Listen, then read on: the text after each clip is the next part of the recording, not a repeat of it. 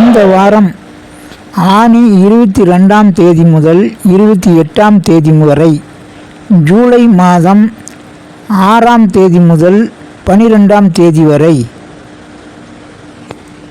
அதிர்ஷ்டம் பெறும் ராசிகள், அதாவது தாராபலம், சந்திராபலம், கிரகபலம் ரீதியாக அதிர்ஷ்டம் பெறும் ராசிகள், நன்மை பெறும் ராசிகள், சந்திராபலம் உள்ள நன்மை தீமை கலந்த ராசிகள் எவைகள் என்று பார்த்தால், முதலில் அதிர்ஷ்ட ராசிகள் கும்பம், மீனம், கடகம் ராசிகள் சந்திராபலம், தாராபலம், கிரகபலம் ரீதியாக அதிர்ஷ்டம் பெறும் ராசிகளாகும்.